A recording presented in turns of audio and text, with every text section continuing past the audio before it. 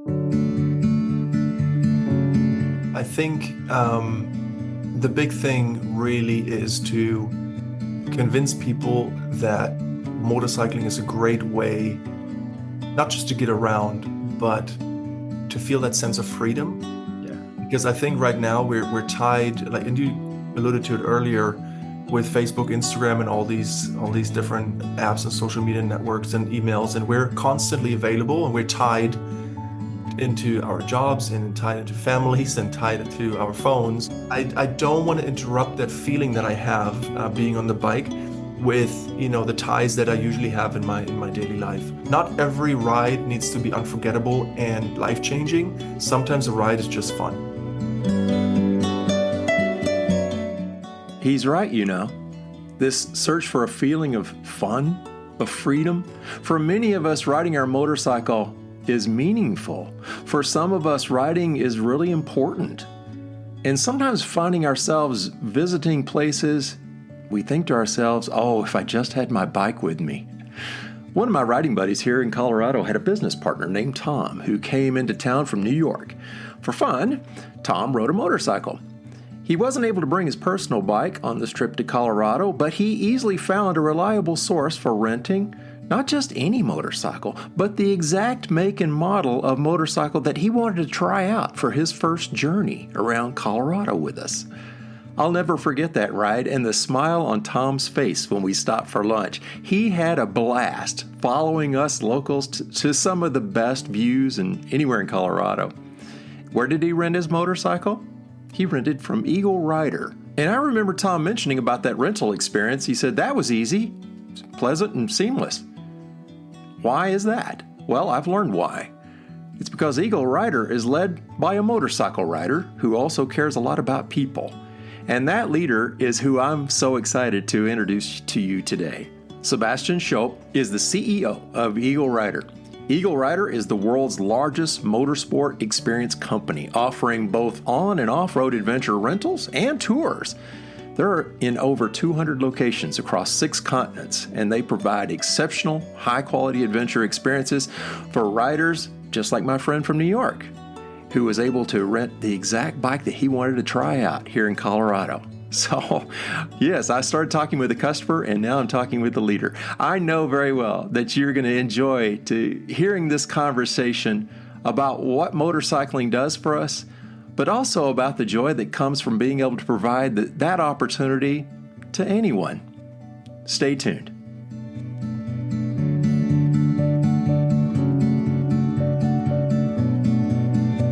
Recorded in beautiful Loveland, Colorado. Welcome to Peace, Love, Moto, the podcast for motorcyclists seeking that peaceful, easy feeling as we cruise through this life together. Are you ready? Let's go!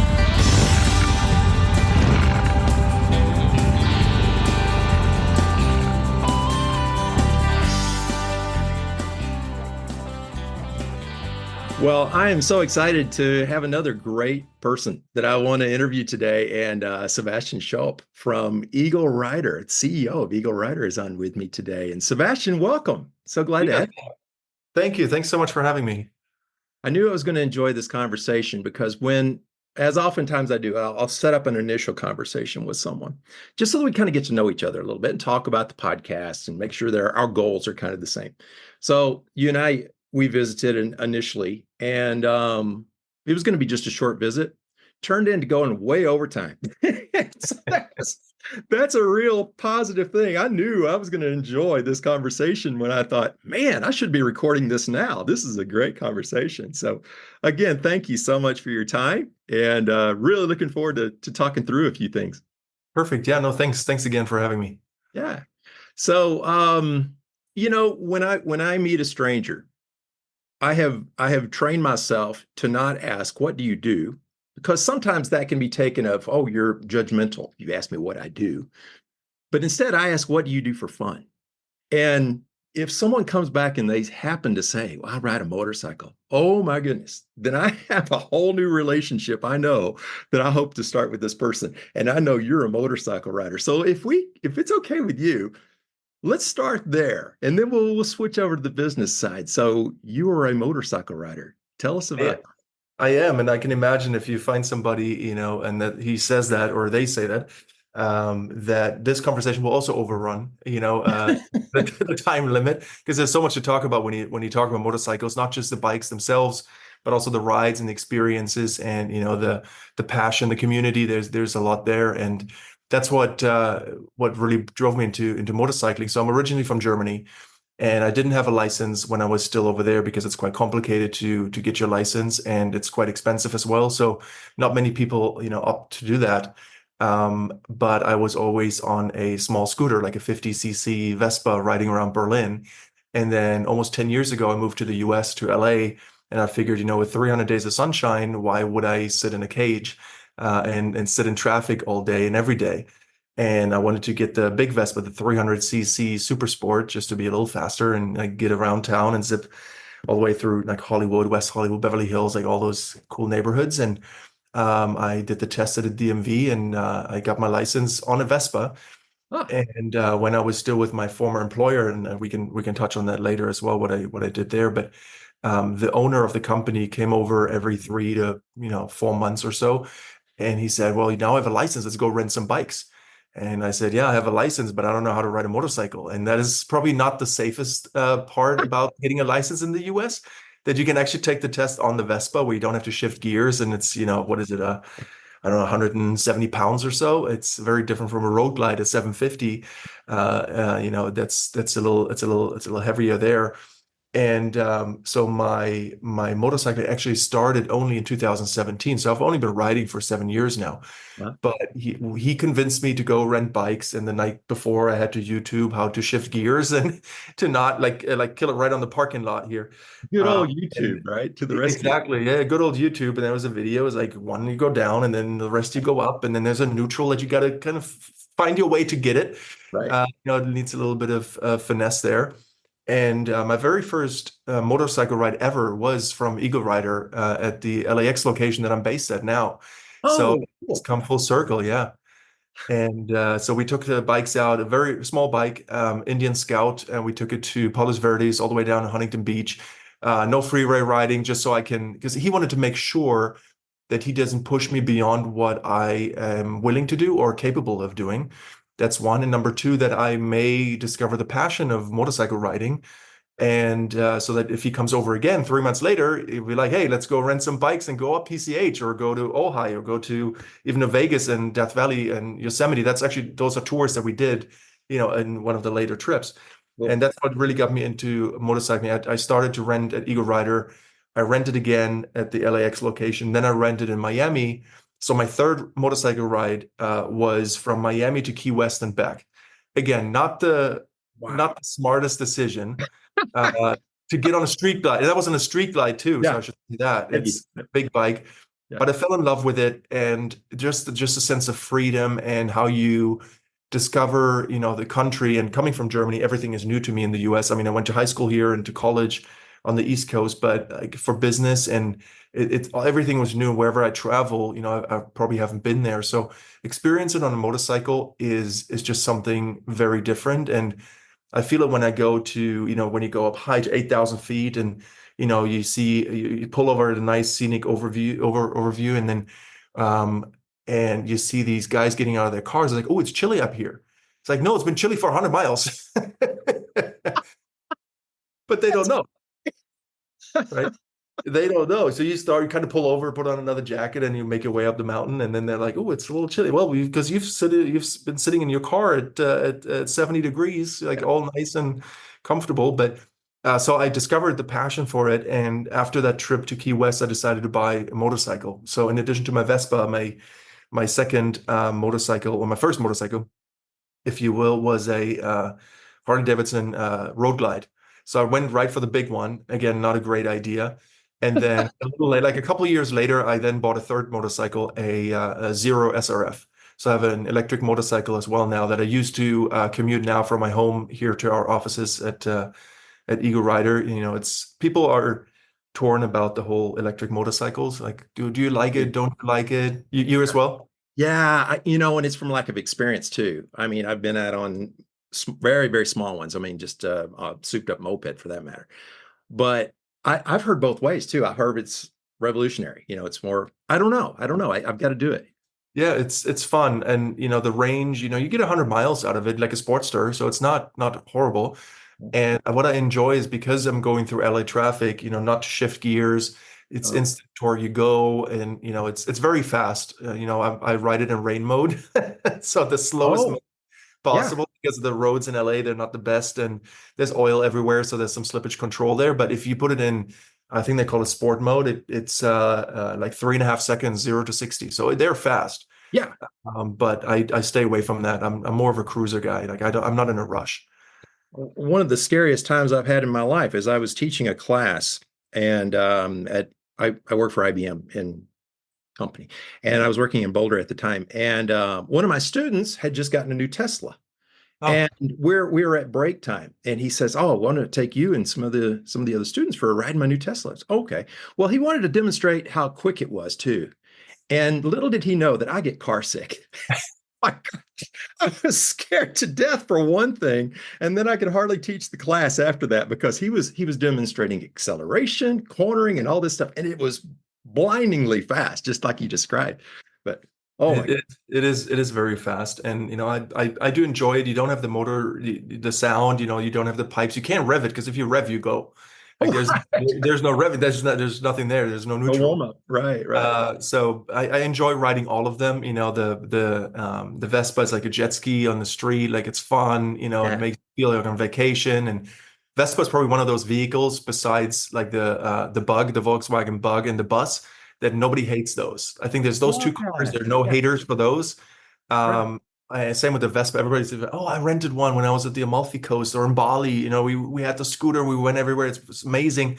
So I really enjoy that one. And then the Road Glide, I have it now in different EagleRider locations because I have now a network that I can send it to on one of our trailers and just discover more of the country. And then the Zero, I just ride every day. So that's what's gotten me into motorcycle riding was somebody saying we should go and rent bikes, and that made me fall in love with it. And I do it, now for a living, which is a change. Before it was just all for fun, but now it's part of my job, which is amazing. And back to my original thing where I hesitate to ask a stranger, what do you do, instead I ask, what do you do for fun? Isn't it a gift that you can do? You got both. What you do and what you do for fun is obviously it's work. You've got all the obligations, I'm sure, I know, with the company, a huge weight to carry there.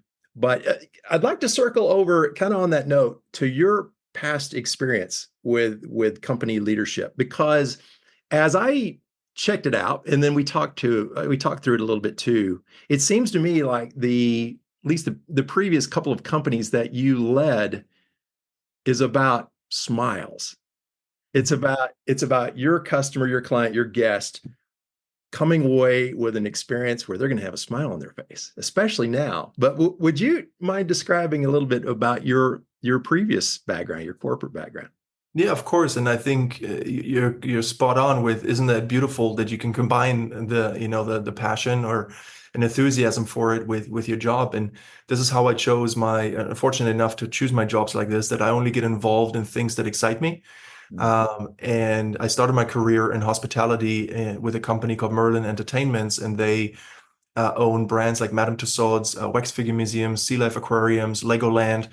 And I used to run their site search program in Central and Eastern Europe for the indoor brands. So I'd fly out to Vienna and find a location for a wax figure museum, and then work with the architects and the brand directors to design this tourist attraction. So, which hopefully put some smile on people's faces. And then there's also a darker attraction they have. It's called the Dungeons brand. It's about the dark history of the city, but with live actors while you walk through. So it's not just a Oh, house, but they call it scary fun. And so first there's pure fear on the face, but then it turns into smiles. So yeah. that was also very, very cool. And I did that for a few years, delivered a couple attractions, and there's still like staples in the Vienna market and the Berlin market.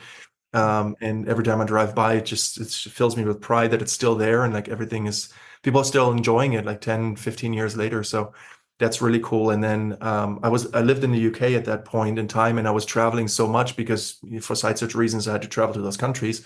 Plus, back to Berlin to see my family. And Then I decided to join a German fitness group called RSG Group.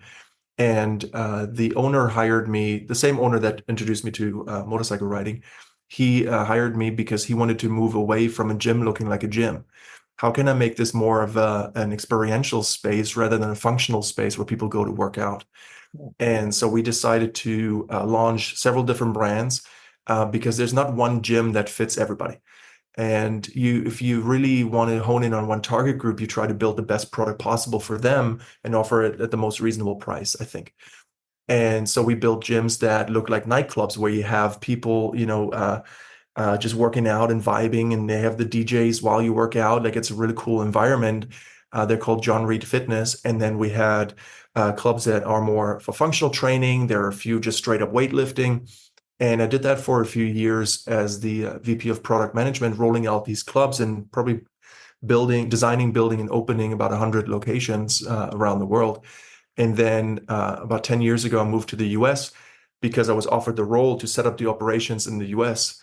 And that's when we started from scratch and trying to bring the brands that we had in Europe over to the US and revolutionize the fitness market over here. And then in 2020, during COVID, we found out that Gold's Gym ended up in bankruptcy.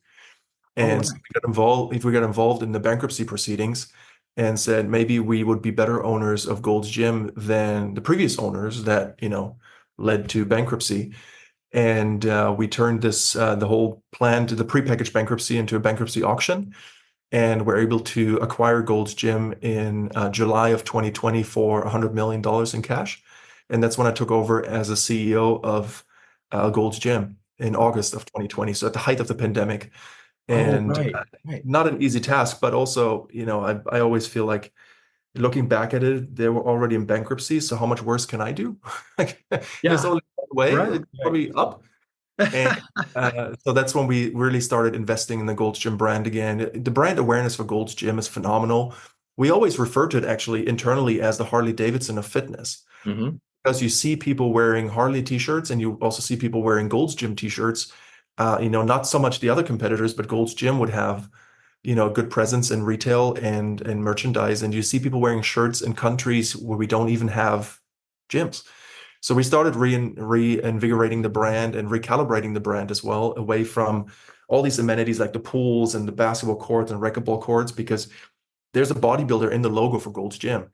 And it's quite obvious what it stands for and what it should offer. So we're really focused on the strength training, and it excluded some of the other members that we had before or prevented members from joining that would want a pool. But then we said, well, then we're not for you. And that's what I meant earlier. You Yeah. can't build a product that's for everybody. Same with the electric motorcycles. People love it, or people just don't like it. But the people that love it, like myself, we just thrive. Like I really enjoy riding it, and it creates a smile for me. And so once we focused on strength training and moving Gold's Gym from the 60s, 70s, with Arnold Schwarzenegger and Lou Ferrigno and Frank Colombo into the future with, the younger demographics on TikTok and Instagram with influencers there and bodybuilders, that really helped the brand, succeed again. And we delivered a really good results there until, well, I think now still. And I parted ways with Gold's Gym at the end of 2023, so about 8 months ago, because a year before, unfortunately, the owner, so my partner, he passed away. And then the focus of the company shifted away from growing in the US more into Europe, just focusing on the European clubs. And my strength really, and my passion is growth and transformation. And if there's no growth, then I don't think I'm going to be happy in that role. So we had a good handover plan, and then I took a sabbatical, like most people want, but never get the chance. Uh-huh. And took on the role here at EagleRider, a little over 2 months ago, because also of the connection. I think there's this emotional connection of having my first motorcycle ride from this location here with our former owner, and then something new happens, but something stays. So on an emotional level, that's really cool. But also on a business level, I think I can add some expertise here in terms of experiences and moving a brand forward. Because as we know, ridership is sinking, and what can we do to help more people get into the sport? Yeah, I'd like to share something with you really quick on Gold's Gym. After we had our initial visit and I found out your association with the brand, my wife and I were out together and came upon, I didn't even know it was there. I just not paid attention. It was a new Gold's Gym here in Loveland, Colorado, where I live. And so I said, honey, give me a minute. I went in and I asked the gentleman, young man at the front desk, I said, hi, I've just got a question for you. Do you like your job? And he had the best answer. He said, I absolutely love it. And it was just a very positive experience, just totally off the cuff with this young man, 25, 30-year-old stranger. And as I left, there was this young couple leaving with their child. So I guess there's childcare in Mhm. there as well. Young couple, they're probably in their 30s. And I said, if you don't mind, can I just ask you, how was your experience here at Gold's Gym? And they just went on and on for 10 minutes. It was really positive. So you left a really a bright shining star out there. At I'm least glad. I'm really happy to hear that because sure. that's what drives me is the impact you can have. Some bigger, some smaller, but if we have members, at the clubs or customers here when they drop off their bike and they're just over the moon because they get the chance to ride Route 66 from Chicago all the way to LA, or even if it's just to up PCH, go to Neptune's Net for some crab legs and come back down here. It's just nice to see them get off the bike, and it's something they did where they forgot all about their worries in daily life. And that's why, from the tourist attractions where you go in for a couple hours, you're away from that, with the music playing and you're focusing on wax figures or the fish in the aquarium. Like you're just Mhm. encapsulated by this world, this holistic experience. And going to the gym, I still, work out at Gold's and I put my headphones in and I'm just blasting my music and I'm just lifting weights. And this is my phone-free zone. I don't look at my phone. I don't look at the TVs. I just want to be there and forget about everything and just do that. And that's one of the reasons why I stuck with motorcycle riding as well. It's for some mental health there as well, and just letting your thoughts run. They come back and you think about it, but it's different when you ride. And Yeah. most importantly, like what I feel, I thought my commute would bother me at some point because before I had like 5 minutes to my office. Now it's about half an hour on the bike. But I actually enjoy it, getting out of the office, getting on the bike, and you have to pay attention on the bike. You can't just like just dream around and just not pay attention to, especially in LA with good old LA drivers. But you got to pay attention so you forget about work, and there's a transition period from work to home. And I Mhm. arrive at Yeah. home with a different mindset now than I did before with 5 or 10 minutes of commute. I'm still thinking about the last call I had when Mhm. I get home. So that's really, if you can have that impact on customers, but also more importantly on employees, and they like being there. And Yeah. that's something we did at Gold's Gym. We hired only people that love to be in the gym before, because it was more of a franchise business. Some of the GMs were from fast food chains or other franchises. But if you don't have a passion for it, I don't think you'll convince people to do it. And a gym manager, there's a stereotype for a gym manager. You would like to see that person works out because then you trust that you Right. will have your result, and the result will then again, like you said earlier, result in a smile. Right. And that's what drives me, and then why I also uh, was very happy when this was offered to me, and I can join EagleRider and have an impact here. It's that's beautiful. And I may have shared this before. In a lot of ways, that's exactly why I started this podcast. I so enjoy motorcycling. I started as a little kid, but I do it for mental health, for physical health, for getting out into nature, and just like as you described too, to take one giant step away from Instagram, Facebook, email, everything else. Because absolutely right, I've got to be watching for a deer or something, whom or a distracted driver or whatever, and it is a beautiful experience.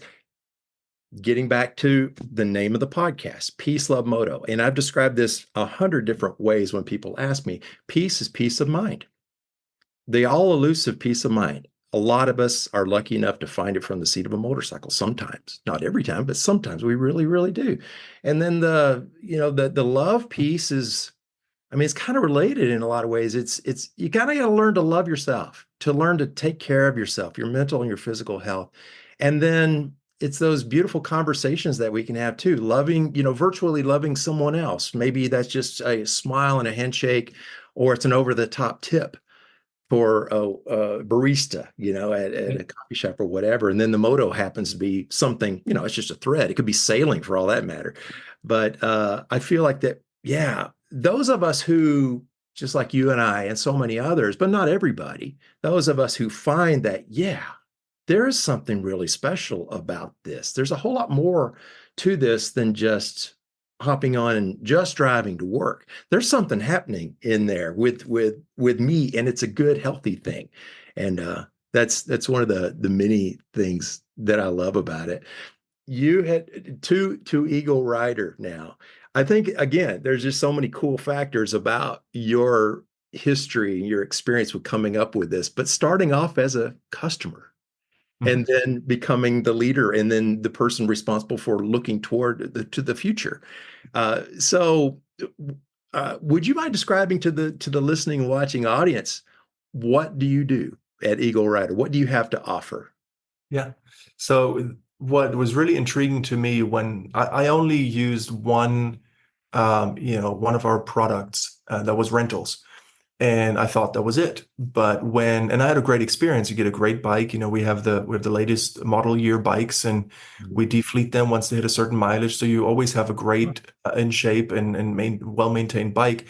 And I never had any problems, and we've rented 6, 7, 8 times, over the years before I joined. And we always had great experiences at the store, but then also on the road with those bikes. But when I dug into it more and did some more research during my plethora of interviews that I had, during the application process, there are more product components that I wasn't even aware of. So the tours are another big factor. Besides, so the rentals, you pick up your bike and you do your own thing, and that's cool. Then for tours, we have self-guided tours and guided tours. Self-guided tours, you say you want to, we send you where you should go, and we organize everything for your hotel nights and everything. And you don't have to do anything. You just get on the bike, follow the GPS in our app, and then you sleep where we tell you to sleep, and then what to see in the area, and you just go on your own pace. And then, but what's really interesting are the guided tours. So we offer a variety of guided tours in the US. By the way, the rentals actually, we're all around the country in 200 locations. So you can rent in the US, you can rent in Australia, Japan, Europe, all the way down to Cape Town. So wherever you go, I always say our locations are like golf courses. They're in the most beautiful areas. Because if you play golf and it's beautiful, you can also ride in that area, and it's also going to be a nice ride. And the tours we offer, specifically in the US, and there are different length and different kinds of tours. There's obviously the big one is the Route 66 tour that starts in Chicago. Yeah. And it's a guided tour over 14 to 16 days, I believe, all the way to LA, and you end up at the pier in Santa Monica. And then you have a farewell dinner, and that's really cool. So you basically follow a guide that's on the motorcycle in front. You don't have to think about anything. You just follow them. Right. That's key, right? They pull over where something to see, and they tell you about the history and what you're looking at. And so it really is a guided tour. And then what's special about those is that we do have a van that follows the 15 to 16 bikes. That has all of the luggage, and sometimes some passengers, if it starts raining, they prefer to ride in the van rather than being on the motorcycle. So we do that too. But more importantly, the van also pulls a trailer with an extra bike on it. So if your bike breaks down, we'll just switch it out and you get another bike.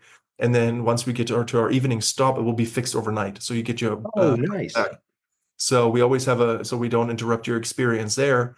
Yeah. And that's obviously the largest. And then there's smaller, still like 7 to 10 day tours in the Wild Wild West. So all of the canyons in Utah, Arizona, all the way to Yosemite and back down. There's Bikes, Blues, and Barbecue from New Orleans, cutting through the heartland there. And there's some on the East Coast as well. So there's a few tours that you can take that you don't have to worry about anything. You just follow along.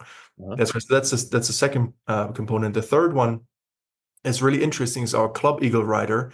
And this is especially for people that are not sure what bike to purchase yet, or they don't want to purchase at all, or they're rookie riders. They just finished the riding academy, something I should have done. Come here and pick up a small bike, which is a subscription model for $29 a month. You can get a bike one day a month.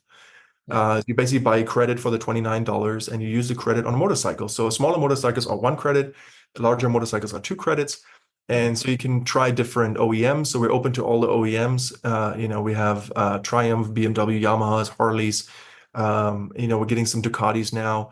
We actually, the road glides, we have a CVO road glide at the moment as well. It's a $55,000 bike. So and if you know the CVOs, you can test ride them, right, at the stores. I've heard that. Yeah.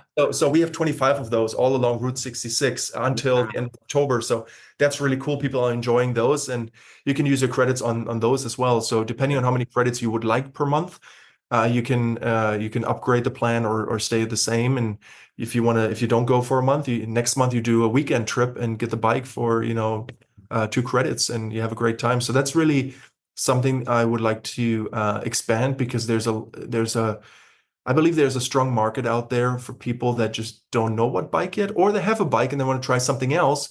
But where do you go? And then do you want to spend, a lot of money on the rental, or you just become part of the club? And we're also working on club programming, so that we initiate rides and get-togethers for the club members in certain metropolitan areas as well. And then in March, and then that's one of the last product component. In March, we launched our off-road side-by-side experience in Vegas. So it's a 2-hour tour through the I saw a Mojave video Desert. on that. That is Yeah, very cool. Yeah, bring the family type of thing, yeah, right? it's very, very cool. I did it in my first 2 weeks when I was here. And what's special about it, so it's only half an hour away from the strip. So we go to our locations just off the strip, and then we take you on a bus in a van to the Pioneer Saloon. I think it's the oldest saloon in South Nevada, maybe. Uh-huh. And we start the tour there, and it's about a couple hours driving through the desert. So it's not a prefixed track. We go where the guide goes. It goes up to 6,000 feet. It drops back down. What's special about it, our helmets have clean air systems. So there's a filter, and you get clean air blown into your helmet. And you can regulate that as well, how much you want it or not. Yeah. We have cooling vests for the hot days in the summer. And then you see the wildlife, the Mustangs that run around there. And we have some sharp turns and some straights where you can really punch it. And it really is a phenomenal experience. And like you said, you can bring the family. Some of the side-by-sides, the Yamahas, they have a raised back row, so you can put the kids in the back, and they're not just looking at a backrest, but they actually see where we're going. Yeah. Cool. And the car has an intercom, so you can talk through the helmets with everybody in the car, Yeah.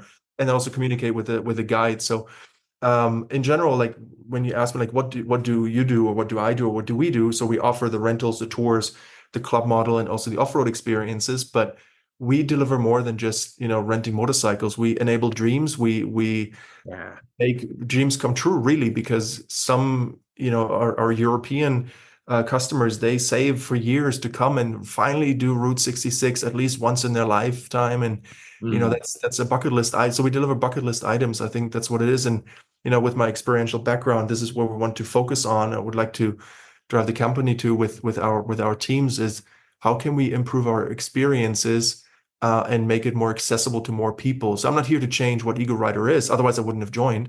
Yeah. But I would like to make it available to more people, and really lean in on that experiential character of what we offer, because it is an experience and not just a mode of transportation. I have a good friend who recently retired as a park ranger in Rocky Mountain National Park.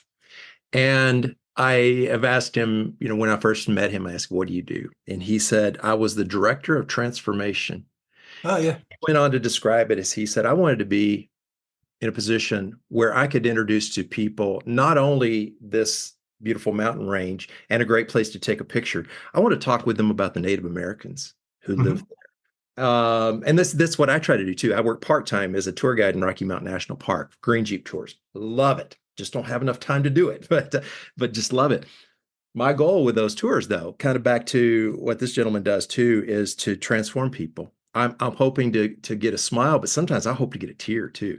When I can quote from the gentleman who spoke, Enos Mills, who spoke on opening day, who talks about, my hope is that my children and my grandchildren, great-grandchildren will be able to see this view that I'm seeing today. And I tell my guests, that's the view. Here's the picture of him saying that's the view. You're looking at it today. And we are those grandchildren and great-grandchildren. So anyway, that whole transformative thing, and as we have talked too, I've personally felt that with motorcycling. I've been riding out here in Colorado for well over 25 years now, and come over the same ridges hundreds of times, or underneath the same mountain pass, and I still sit there and get cold chills Mhm. when we take time to turn off the bike and take a deep breath and settle a little bit, especially if there's a friend with you and you're both doing the same thing, and say, wow, this is amazing. And It, it's this beautiful machine, this well-engineered machine from America or Germany or Britain. It's this well-engineered machine right here that brought me here, and it could bring me back tomorrow. And this is great. And it gets back to, the whole companionship thing too. It's just like, I feel like I've known you for years because like you described a little earlier too, with people in a car, they're monitoring the climate. They've got their music set or whatever. But you and I out on the bikes, dang, it's cold.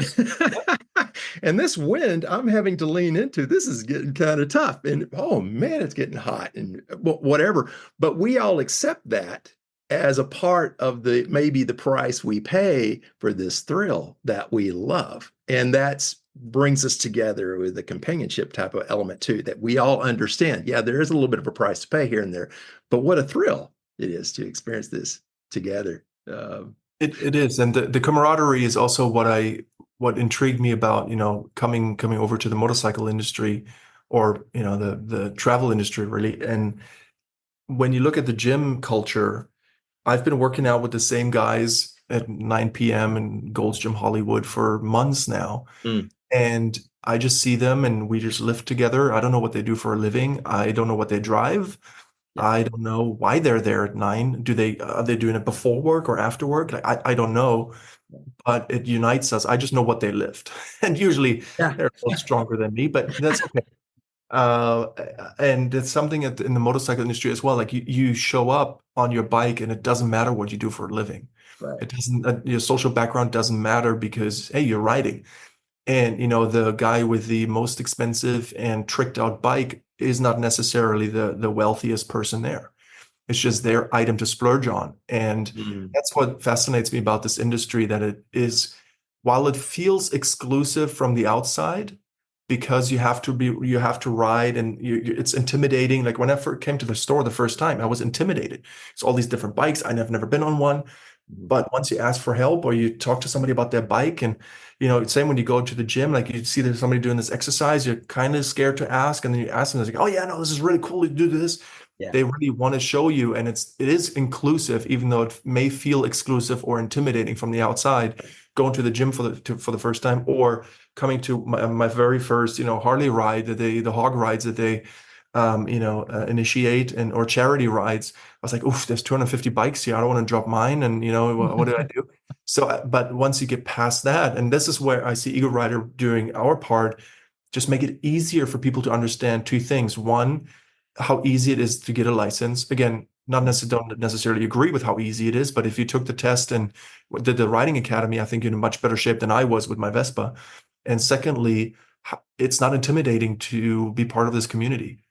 Yeah. And and it sets you free. And I went to Sturgis now, and you saw the community there. It's 500,000 bikers. It was my first one, and I brought my own bike. We have great rentals, but I brought my own bike Uh-huh. for credibility reasons. And also want to show off my bike because it's the best bike in the world to There you, me. there you go. And it's now in Salt Lake City, so I'm going to go up there in a few weeks before obviously the fall kicks in up there. But I just want to go and see our store there that I haven't been to yet, but also spend a day and a half on the bike and just on my own, Yeah. not ride with a reason or a business purpose, which most of the rides in the last 2.5 months or so were, but just to remind myself of why I picked up that hobby and why I enjoy it so much and what it does with my mind. So I looked at some cool routes up there and spent a night in Park City and then drop back down. And so I think that's going to be a really nice experience for me, away from all the madness that we have every day with people picking up different cultures, different languages. Everybody's trying to get on the bike and is anxious about the big bikes that they pick up that look much easier to maneuver on the internet. Then they grow, they become one with their bike once they drop it off, and just get away from that and just like level set again, and just clear my mind. I think that will be a really nice trip that I'm looking forward to. Well, I think that's just a beautiful thing. And I love how your company, you're removing the barrier to entry. are reducing that by a whole lot because as we know, motorcycles are expensive. They're expensive to maintain too. That's another significant piece of it as well. And just allowing people to try this, see what you think. Maybe it's a great fit. Maybe it's not. Maybe you should try something else. Maybe you'll find out motorcycling is not for you at all. That's fine. But for a lot of us, it's revolutionary. It becomes a part of us. And I love how you model that as a leader, and I can only assume that the people that work in your organization are modeling the same thing. But just maybe, and I want to be conscious of our time too. But what are your hopes for the future? What's next for EagleRider? Yeah, I think the big thing really is to convince people that motorcycling is a great way, not just to get around, but to feel that sense of freedom. Yeah. Because I think right now we're tied, like, and you alluded to it earlier, with Facebook, Instagram, and all these different apps and social media networks and emails, and we're constantly available, and we're tied into our jobs and tied into families and tied into our phones. And really, like, my team, when we ride, they convince me, like, get another helmet, with the Bluetooth, and we can talk, and you should do this. I'm like, nope, not happening. I just want to ride, and we can wait. I'm with we'll you over on in that. an hour. Every hour we can chat, but Right. I don't want to interrupt that feeling that I have being on the bike with, the ties that I usually have in my daily life. And that, to me, as I said earlier, is the gym, where I don't look at my phone, but also on the motorcycle, I just put it in. And I did a trip from LA to Seattle through Tahoe and Bend and then Portland, and then dropped back down on 101 and PCH. That was like 10 days, and I stayed off social media the entire time. Oh man, that's I just great. checked emails in the evening when I got to the hotels, but then I checked my iPad for the route the next day and what I can discover along the route. But I didn't communicate on social media. I didn't post anything. And I think that would be, like you said, lower the entry of barrier. That's the main goal, to Yeah. make people aware that motorcycling is fun, and it is something that you have to try to find out if you love it or not, but not at the price point that you think you should. Yeah. And I truly believe that every rental will result in a purchase at some point, because you do want your own bike. You do want to customize it. And like I said earlier, it's going to be the best bike in the world for you. And I truly believe that. And that's what the OEMs and all the manufacturers are telling us. We need people on bikes to try it out and then decide which one is for them. Mhm. And growing the ridership benefits the entire industry. And we can be that, the gateway for new riders, but then also the exiters, that do give up a bike when they move to Florida, and, just stereotyping here, they give up the bike and then they move to a community in Florida, but they still want to ride. And yeah, come and pick it up for a day and stay in the sport. And if we can be that hub, that community hub across different manufacturers as well, because you have the Harley guys ride together, the performance bikes, the cafe racers, they'll ride individually as a group, but individually. And how can we bring them together and create a community by delivering those experiences? That's really what drives us here at EagleRider, making these experiences come true. And not every ride needs to be unforgettable and life-changing. Sometimes a ride is just fun. Yeah. Oh, absolutely. That absolutely. Just see what happens, and it may be just beautiful. Right. I agree. Yeah. Well, I think that there's a very good reason why your company is successful, and I foresee you will be very successful in the future too, as we collectively share our love for something that may be a really great fit for people who just haven't experienced it yet. Maybe they just need to give it a try. So. I agree 100%. I hope they do. I really do. Hope they do, like I did. And, my extended rental led to the sale and led to the passion. And now I don't want to give it up. That's great. Well, I've got to tell you, while we're still recording here too, I want to make every effort, if you're okay with it, to connect with you somehow on bikes, and we end up at a great coffee shop and have another conversation. I would love that. I would love that. I think it will be a nice spring ride somewhere in the Rockies. What an enjoyable conversation. My special thanks to Sebastian and the entire team at EagleRider for the positive experiences that they offer to the world and for the personal care that's behind it. As always, thank you very much for listening. I wish you peace. I wish you love.